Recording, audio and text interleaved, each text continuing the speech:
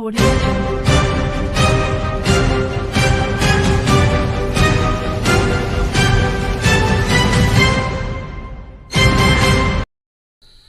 में nursing course के लिए निकला आवेदन। इच्छुक उम्मीदवार कर सकते हैं आवेदन। टाटा मुख्य अस्पताल टीएमएच की ओर से नर्सिंग कोर्स नामांकन के लिए आवेदन पत्र आमंत्रित किया गया है। 31 दिसंबर 2021 तक आवेदकों की उम्र 17 से 25 वर्ष होनी चाहिए। उम्मीदवारों को 12वीं की परीक्षा में फिजिक्स, केमिस्ट्री, बायोलॉजी के 7% से उत्तीर्ण होना आवश्यक है। जमशेदपुर चास टाटा स्टील द्वारा संचालित टाटा मेन हॉस्पिटल टीएमएच द्वारा जमशेदपुर नर्सिंग कोर्स कराया जाता है।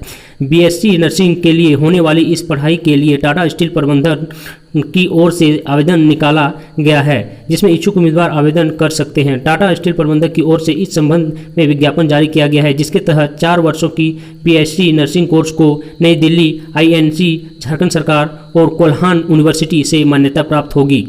इस कोर्स के लिए केवल अविवाहित युवतियां ही आवेदन कर सकती हैं। आवेदक की उम्र सीमा 31 दिसंबर 2021 तक 17 से 25 वर्ष के बीच होनी चाहिए।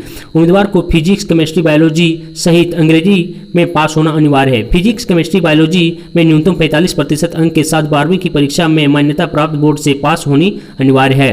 कोर्स के लिए प्रोस्पेक्टस नर्सिंग कॉलेज के ऑफिस में उपलब्ध है। उम्मीदवार किसी भी कार्य दिवस में सुबह 10 से 5 बजे के बीच जाकर आवेदन के लिए प्रोस्पेक्टर खरीद सकते हैं। आवेदन शुल्क 1000 रुपये रखा गया है। उम्मीदवार चाहे तो किसी भी राष्ट्रीयकृत बैंक से उक्त राशि का demand draft Tata steel limited Jamshedpur के नाम पर बनाकर जमा कर सकते हैं। साथ ही आवेदन करने वाले उम्मीदवारों को प्रोस्पेक्टस के साथ अपने दस्तावेज 16 अक्टूबर की शाम 5 बजे तक जमा करना अनिवार्य होगा। उम्मीदवारों को झारखंड सरकार द्वारा तय आरक्षण नीति का लाभ भी मिलेगा। योग्यता उम्मीदवार का चयन लिखित परीक्षा के आधार पर होगा। इसके लिए 27 अक्टूबर को सुबह 11 से दोपहर 1 बजे तक निर्धारित परीक्षा स्थल पर लिखित परीक्षा होगी। अधिक जानकारी के लिए उम्मीदवार कॉलेज ऑफिस नर्सिंग प्रिंसिपल के पास जाकर जरूरी जानकारी प्राप्त कर सकते हैं। पूर्वी सिंहभूम जिले के 1700 एकड़ खेत और ऊर्जा से लहलहाएंगे 300 किसानों को कुसुम योजना से जोड़ा गया है। राज्य सरकार कुसुम योजना की मदद से किसानों को सौर ऊर्जा के माध्यम से सिंचाई के साधन उपलब्ध करा रही है। कई किसानों को इसका लाभ मिलने लगा है। बिजली की खपत को कम किया जा रहा है। इस योजना के तहत 300 किसानों को जोड़ा गया है। जमशेदपुर चास पूर्वी सिंहभूम जिले में 1700 एकड़ खेत और सौर ऊर्जा लहलाएंगे। उपायुक्त सूरज कुमार के निर्देशानुसार कृषि प्रभाग, उद्यान प्रभाग एवं आत्मा पूर्वी सिंहभूम के द्वारा कृषकों के आय वृद्धि एवं दोगुनी करने हेतु हर संभव प्रयास किया जा रहा है। उन्नत तकनीकी के खेती करने के लिए प्रशिक्षण हो या उन्नत बीज उपलब्ध कराना, कीटनाशक, कृषि यंत्र एवं सिंचाई हेतु तालाब निर्माण, डीप बोरिंग, मनरेगा के माध्यम से कुआं आदि का निर्माण किसानों के खेतों में कराया जा रहा है, ताकि उनके लिए खेती किसानी करना आसान हो सके तथा कम लागत में ज़्यादा आय को। इस क्रम में झारखंड सरकार कुसुम योजना के तहत द्रेडा के माध्यम से भी सालों भर खेती करने के लिए किसानों को 90% अनुदानित दर पर सोलर पंप उपलब्ध करा रही है, जिसका सफल क्रियान्वयन जिला प्रशासन द्वारा किया जा रहा है। जिला उद्यान पदाधिकारी मिथिलेश कालंदी ने बताया कि पूर्वी सिंहभूम जिला में 300 किसानों के खेतों में सौर लिफ्ट पंप का अधिष्ठापन किया जा रहा है, जिसके 1500 एकड़ भूमि को सिंचित किया जा सकेगा। 300 किसानों को मिलने वाला सीधा लाभ के अलावा आपसी समन्वय से अगल बगल के 250 किसानों के भूमि में एकड़ भूमि को सौर ऊर्जा की सिंचाई का साधन प्राप्त होगा। कई दिनों तक बंगाल की खाड़ी के लो प्रेशर ने धनबाद में भारी बारिश कराया। अब गुरुवार से अरब सागर में आए चक्रवात के बादल धनबाद में बारिश करा रहे हैं। गुरुवार को दोपहर बाद हुई बारिश अरब सागर के चक्रवात से आए बादलों ने ही कराई थी। कुछ घंटे की राहत के बाद एक बार फिर उसी चक्रवात के बादल का एक हिस्सा धनबाद पहुंच गया है। इससे शहर के कुछ हिस्सों में छिटपुट बारिश शुरू हो गई है। थोड़ी देर में तेज बारिश की भी संभावना बन रही है। मॉनसून के जानकार डॉक्टर SP यादव के अनुसार चक्रवात शाहीन के फीडर बादल धनबाद के पश्चिमी हिस्से में ज़्यादा बारिश कराएंगे। थोड़ी देर बाद इसका असर देखने लगेगा। हालांकि चक्रवात के फीडर बादल के छोटे टुकड़े की वजह से ज़्यादा देर तक बारिश की संभावना कम है। शाहीन अरब सागर से आए चक्रवात के जिसका नामकरण खाड़ी देश कतर ने किया है। इससे पहले बंगाल की खाड़ी में आए चक्रवात गुलाब का नामकरण पाकिस्तान ने किया था।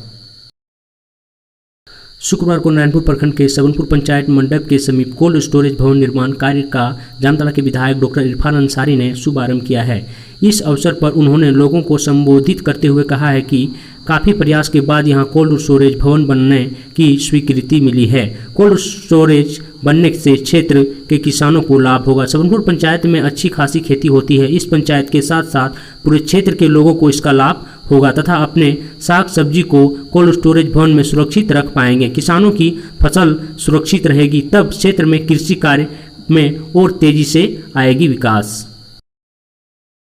हेल्पलाइन नंबर पर कॉल करना रांची के सदर थाना क्षेत्र स्थित बड़गाई निवासी सुशील उरांव को महंगा पड़ गया। साइबर अपराधी ने कॉल उठाया, मदद करने के नाम पर एनीडेस्क डाउनलोड करा दिया और उनके खाते से 2,03,617 रुपये की निकासी कर ली है। इस मामले में अनुसंधान कर रहा अपराध अनुसंधान विभाग सीआईडी की साइबर अपराध थाने में पुलिस ने देवघर के पालोजोरी से साइबर अपराध के आरोप में 2 युवकों को गिरफ्तार किया है। इन आरोपितों में पालोजोरी थाना क्षेत्र के आसना लखनपुर निवासी शमशद नूरानी व लखनपुर निवासी कदम रसूल उर्फ छोटका शामिल है। इसके विरुद्ध पालोजोरी थाने में भी 4 सितंबर 2015 को साइबर अपराध से संबंधित धाराओं में प्राथमिकी दर्ज है। प्रधानमंत्री आवास योजना के पूर्ण होने की धीमी गति को लेकर शुक्रवार को प्रखंड विकास पदाधिकारी कमलेंद्र कुमार सिन्हा ने सभी पंचायत सेवक एवं रोजगार सेवकों के साथ बैठक कर इसमें तीव्रता लाने का निर्देश दिया है। प्रखंड विकास पदाधिकारी ने कहा है कि आवास बनने के साथ रोजगार सेवक सुनिश्चित कराएं कि इस आवास में मनरेगा से मजदूरी मदद का भुगतान हो जाना चाहिए। आवास की सारी राशि भुगतान के बाद मनरेगा की राशि का भुगतान किसी भी कीमत पर नहीं किया जाना चाहिए, इसका ध्यान रोजगार सेवक रखें। उन्होंने कहा है कि किसी भी कीमत पर संपन्न लोगों का प्रधानमंत्री आवास मुहैया कराने के लिए उसका निबंधन नहीं किया जाए। वीडियो ने कहा है कि रामगढ़ प्रखंड के वर्ष 2016 से अभी तक आवास पूर्ण की गति काफ़ी धीमी है। उन्होंने वित्त वर्ष 2019-20 के सभी लंबित आवास को हर हाल में 30 सितंबर तक पूरा करने का निर्देश दिया है। वहीं वित्त वर्ष 2020-21 के सभी लंबित आवास को 30 दिसंबर तक 80% पूरा करने को कहा है। उन्होंने कहा है कि अभी आवास सॉफ्ट एप्लीकेशन ऊपर से ही बंद है, इसलिए सभी संबंधित कर्मी गांव में गरीब लोगों की सूची बनाकर रखें ताकि एप्लीकेशन खुलते ही उसका रजिस्ट्रेशन किया जा सके। वहीं नारायणपुर से एक खबर और आ रही है कि पेट्रोल पंप में खड़े एक हाईवा में एकाएक आग लग जाने से पेट्रोल पंप में अफरा तफरी मच गई है। वारदात शुक्रवार की दोपहर 1 बजे की है। JH10 AK 8580 नंबर का एक हाईवा तेल लेने पेट्रोल पंप आया हुआ था। वाहन पंप के बगल में खड़ा था। इसी क्रम में स्थानीय लोगों ने हाईवा में आग की लपेट देखी तथा इसकी सूचना हाईवा चालक को दी। हो हल्ला होने पर आसपास के लोगों भी जमा हो गए। पेट्रोल पंप कर्मियों ने तत्परता दिखाते हुए तत्काल आग पर काबू पाया। आज के समाचार यहाँ पे समाप्त करते हैं। जय हिंद, जय भारत। ऐसे ही न्यूज़ जानने के लिए हमारे चैनल को सब्सक्राइब अवश्य कर लें।